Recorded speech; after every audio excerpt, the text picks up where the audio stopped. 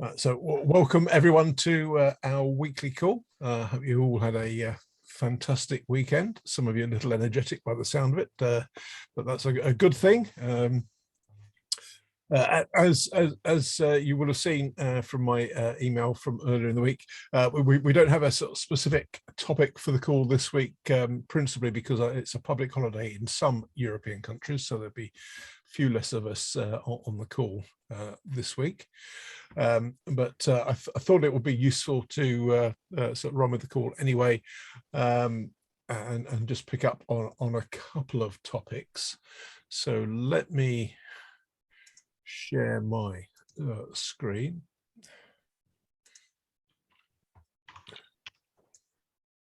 So I'm hoping that that is now on your screens as well.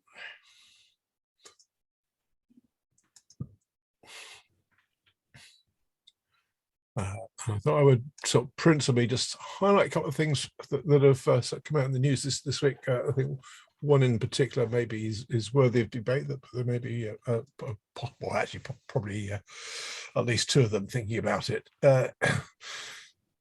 So for those of you that didn't have a chance to see your email with the weekly news headlines, just to highlight, and I'll pick up on a couple of these. So in the order that they're on the screen, just to quickly summarize them, there's an announcement that came out, I think it was on Thursday or Friday last week, about a new built-in VPN feature for Microsoft Edge, which, as one of the articles observed, seems to be Microsoft's response to private relay, at least in some sense. And we'll come back to that in a moment. Also, some speculation that with iOS 16, private relay will be switched on by default rather than being default off.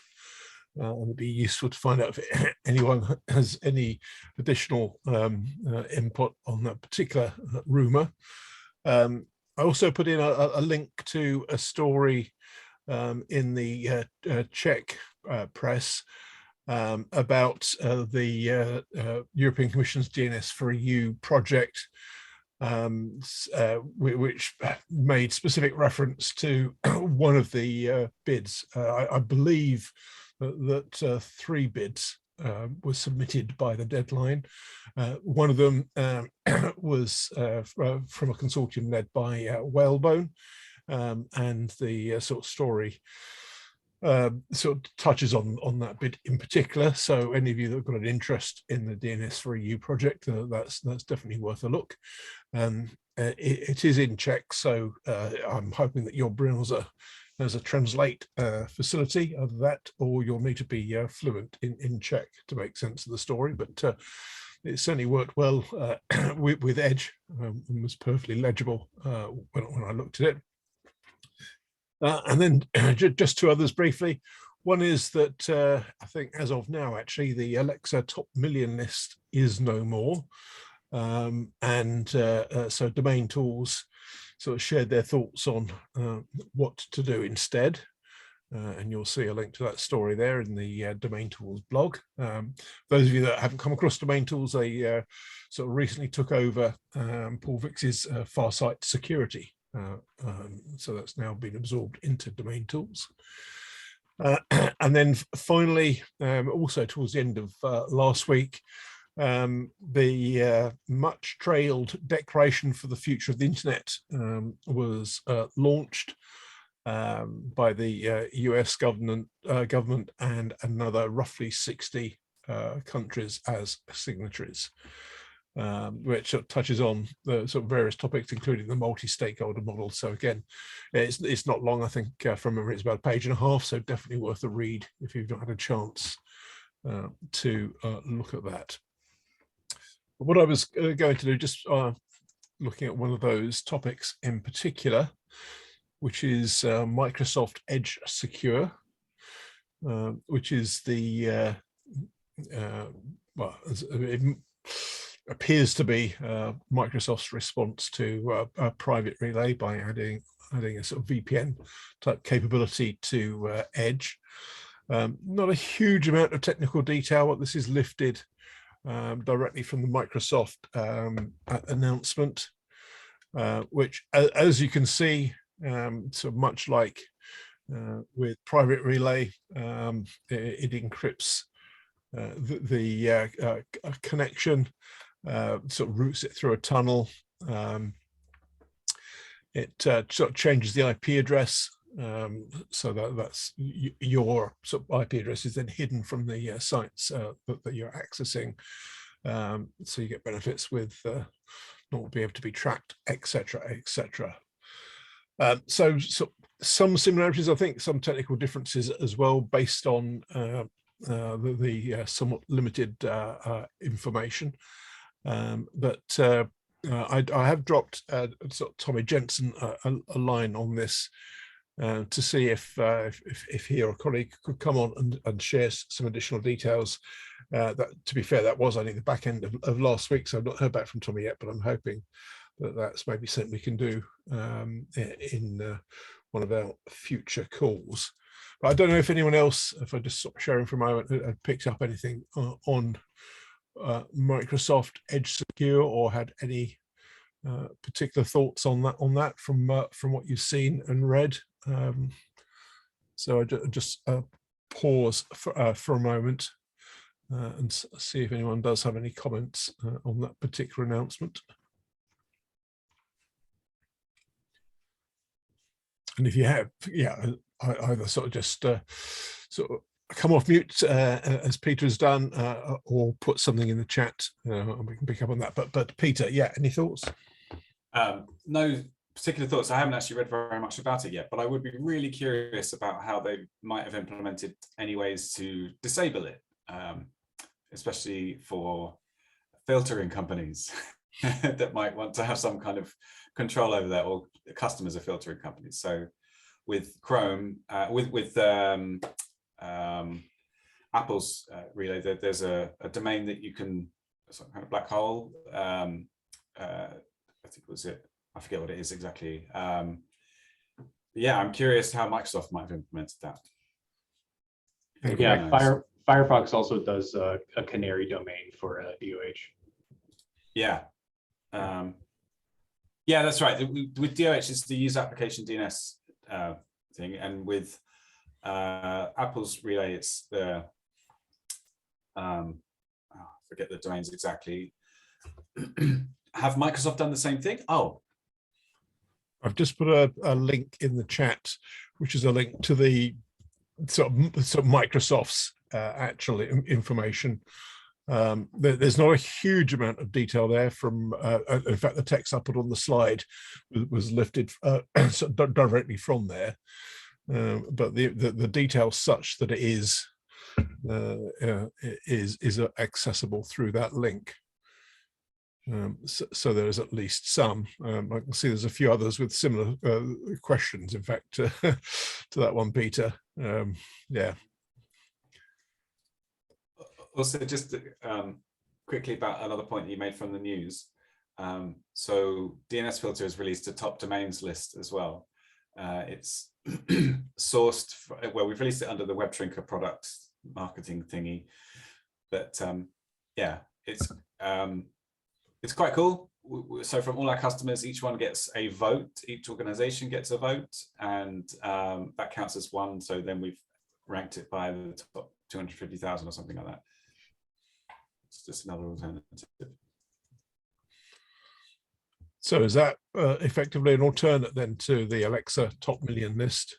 Yeah, that was the idea. We kind of thought, well, when we heard about Alexa disappearing, this has been an idea that we kicked around for a little while, but then we thought, okay, make it happen.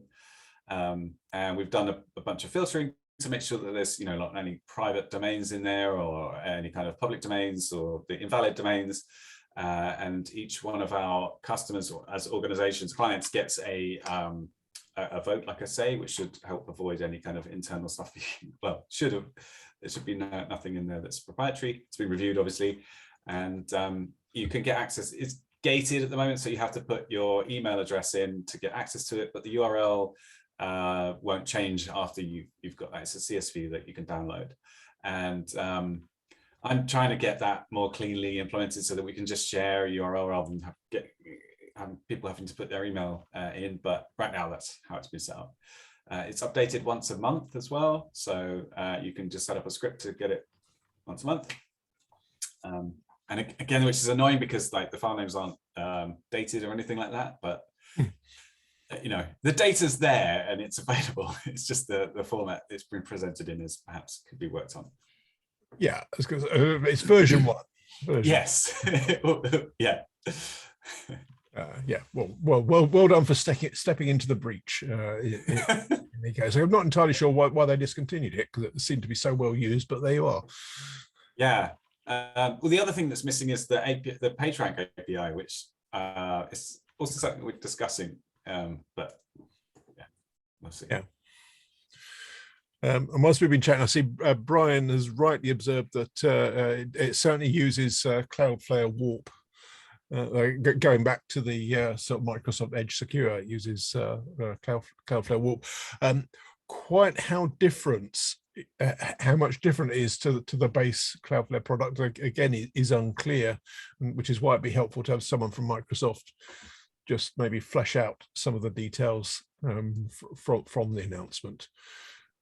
So I will persevere and see if Tommy can either come on and give some detail or alternately defer to a colleague to do so, because I think it would be quite useful. And I can see John has some thoughts on, I think, going back to the top domain list about chatty malware domains. Yes, I suppose keeping those. I mean, what do you do with those? Presumably you don't want those on the list, or do you? Or Right.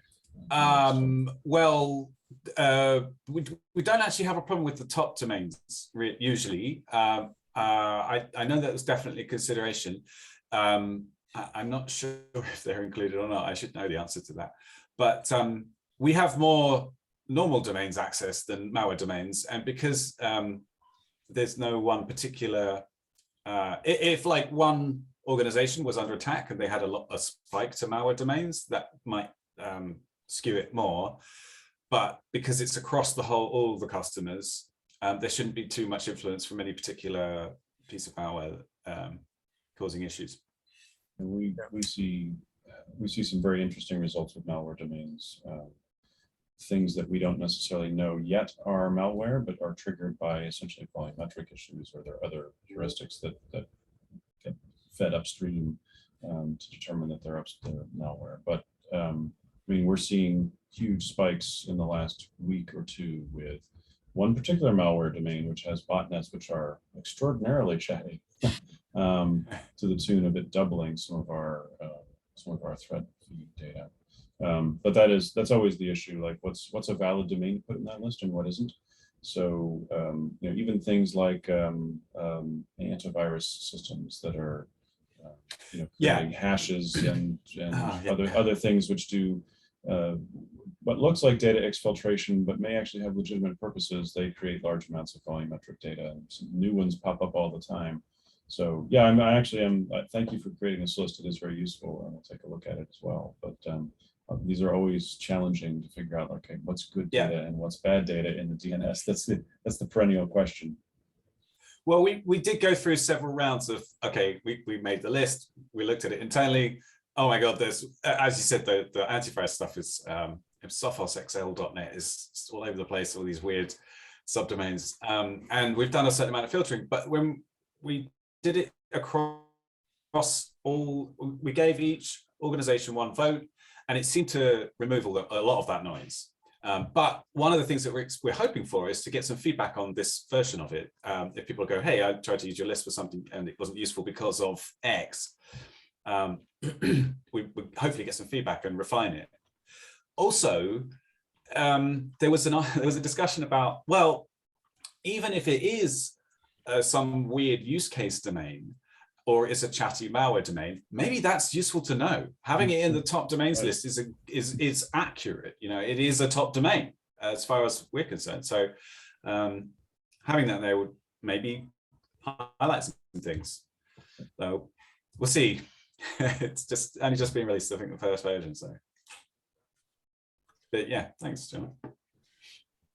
to be fair, the Alexa list had quite a lot of time out there, so no doubt it's been refined considerably in methodology wise over the time. In fairness, so Well, I Yeah. think also that the Trenco list, I think, and I'm sorry that I'm not remembering this directly, but I think they take the Alexa. They used to take the Alexa as a feeder, and I don't know if that's going to significantly affect what the Trenco list shows as well. I'm going to investigate that as well.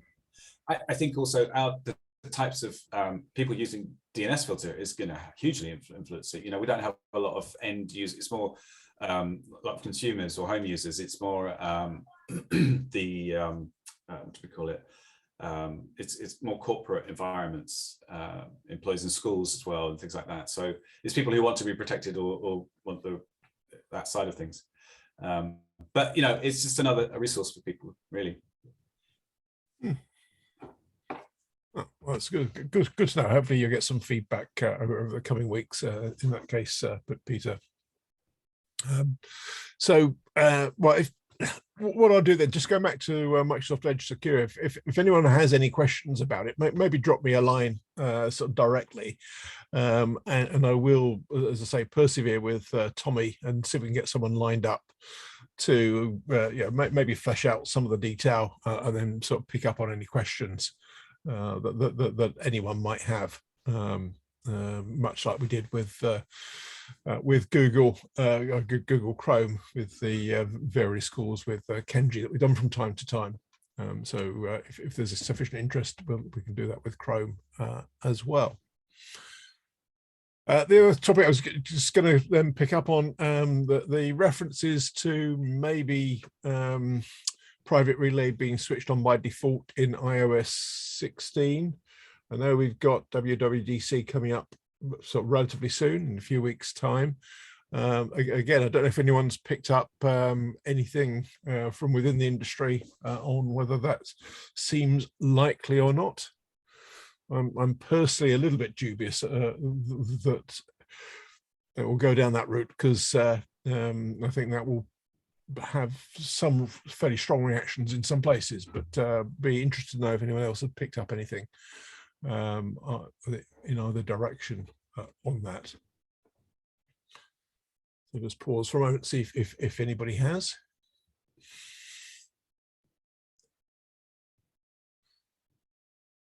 If not, I'll move on. Actually, Andrew, Arno here. Sure. So they want to enable it by default. So this is a change in their policy. Well, that's the rumor in some of the press last week. So to be absolutely clear, this is not an official announcement from Apple. Okay. It may or may not be true. But a little bit like ECH. I mean, the promise of ECH was that, or when it was the SNI, it was that it would not affect the enterprise market. And when I read Apple Privacy Relay, somewhere I found that it was not for enterprises. So I think if they go this way, it would be good to see if they change their spirit on enterprises or not as well. Because removing all the traceability for when you want to do blue teams going to be yet another difficulty for a number of organizations. So yeah, absolutely. I mean, that's why, as I say, I'm sort of dubious as to whether this is in fact an accurate indication of the direction of travel for private relay, but we'll see. Again, I'll sort of drop a line to Tommy Pauly and see if he can be tempted to give us a steer on that in advance of WWDC. We may have to wait a few weeks until that takes place, but if Tom is able to comment, I'll certainly happily share that and see what people think. But that's a very neat link, though. So thank you for that question, Arno. So that brings me neatly on to the question of ECH. One thing that I'm thinking of doing, just picking up on a suggestion that I had in the aftermath of ITF 113, where you'll recall the paper we presented at Sec Dispatch wasn't universally welcomed by the community at that meeting. I think it's fair to say. It's been suggested to me that it will be appropriate to go down the independent submission track with that paper or an updated version of it, which is we're thinking about doing at the moment. So I mentioned that. If anyone has got any comments, I mean, feel free to comment now on the call, or if you want to reach out to me afterwards, that's fine as well. But that's something we're certainly sort of given serious consideration to. As I say, having had some feedback from various people after the meeting who suggested that that would be an appropriate route to take the paper if there isn't sufficient interest within the community to take it within the one of the working groups. So this is Kathleen. You did get a positive response from Google though, right? Because they're taking action to ensure enterprises still have that capability, and then you just favor the Chrome browser. Is that right?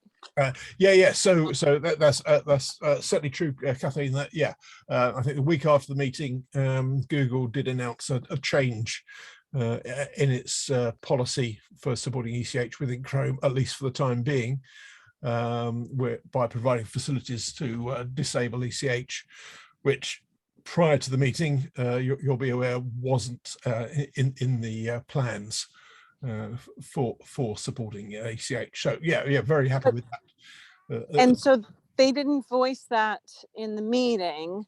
They voiced it in their plans. Mozilla has their clear manifesto of how they plan to move forward. Do you have support from other browser vendors? The IETF just requires 2 for standardization. So okay. Just wondering if you have other quick browsers note that are there. going to accommodate the enterprise. I just wanted to say that quickly. Unfortunately, there isn't a requirement for standardization, which is a bit of a. I wish that it hadn't been something that had the ITF has gotten more casual about. That was historically the ideal, but it is not currently an actual requirement. So. I'm sorry. What is not the actual requirement? To have demonstrated interoperating independent implementations. Right. I'm just saying you have 2 vendors. If you have at least 2 vendors that independently support, it helps your position as the chair. Absolutely. I'll agree. That definitely helps, but it's not a requirement. It depends on which track. So I'm a former AD, and I'm the chair of Sec Dispatch, but I think it's important to make sure that if other big vendors are going this path, that one doesn't stomp out the voice of everybody else. Yeah, I'm totally with you on that. That there's make no mistake that I don't support the ideal. Okay, and I'm also the chair of Sec Dispatch, so I can help in this if there's messages to the list. Okay, well, and there's more than one vendor.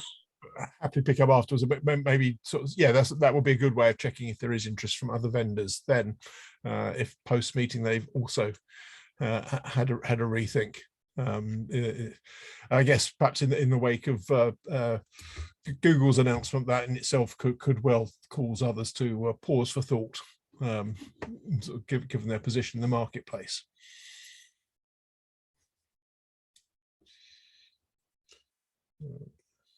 Okay, yeah, all right. Maybe I'll pick up that with you afterwards if that would be okay, Kathleen, and then maybe explore a way of just putting something to the list on that. In terms of the mechanism, question from Paul on that, if you give me a moment, I'll find a link to the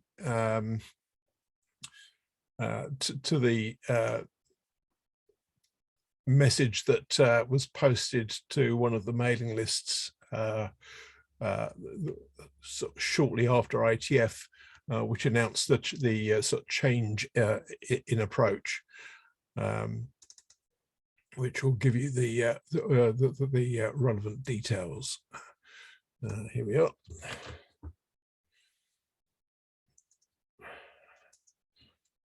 So I've just put that as so the URL that's in the chat. If you click on that, that will give you the sort of details of the announcement that Google made.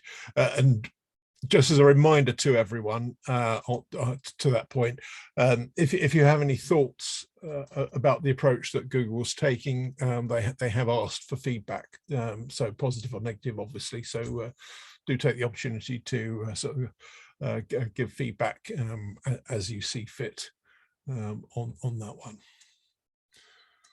one. Okay.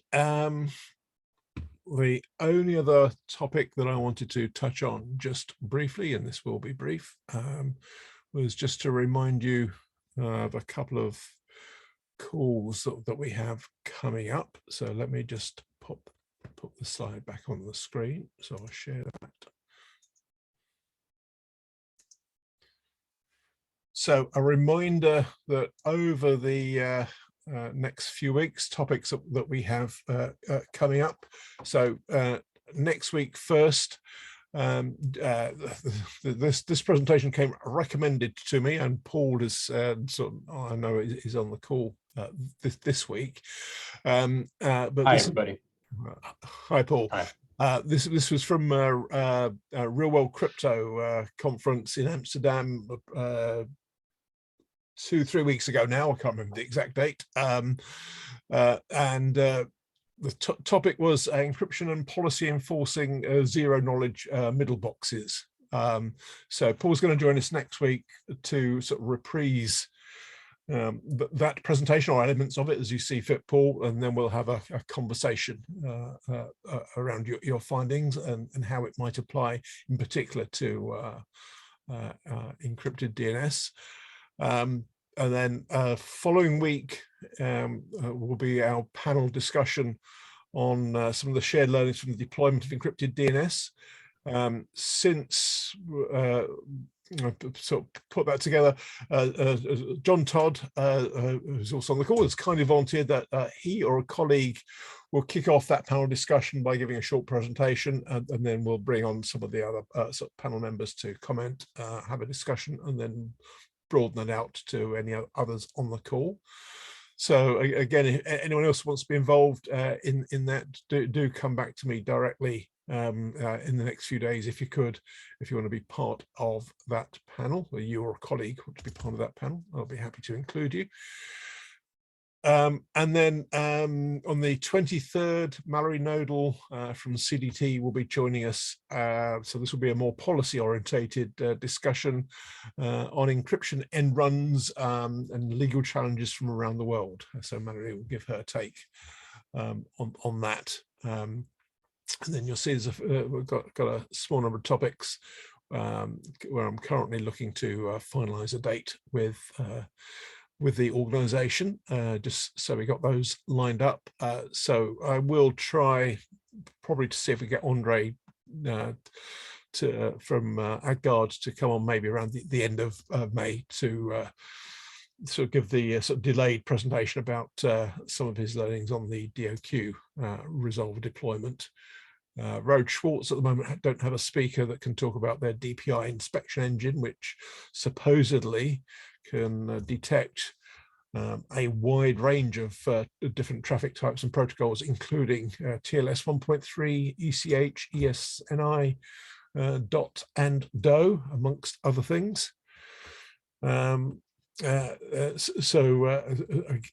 I will persevere with them because I think that's a very interesting development if it is as described. And based on the discussion today, I will also add to this list, see if we can get one of the Microsoft team on to talk a bit more about Microsoft Edge Secure. I see Paul's helpfully put a link to his paper in the chat. So if you want to read that before the call next week, do click on that link. But that's everything from me for this week. So let me just pause there and see if anyone else has got anything that they wanted to highlight. So I'll stop talking, see if anyone does. If you do, so use the Zoom tool to raise your hand, put something in the chat, or just unmute and start talking.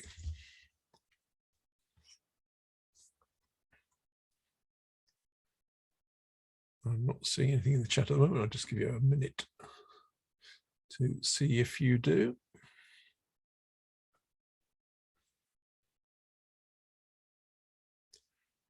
It doesn't seem so. So, okay, well, on that note, then we'll finish slightly early this week.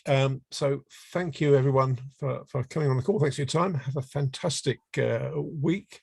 And we'll pick up again next Monday when, as you heard, Paul will talk about those zero knowledge middle boxes. So see you all then. Have a great week. Bye, everyone. Thanks, Andrew. Andrew.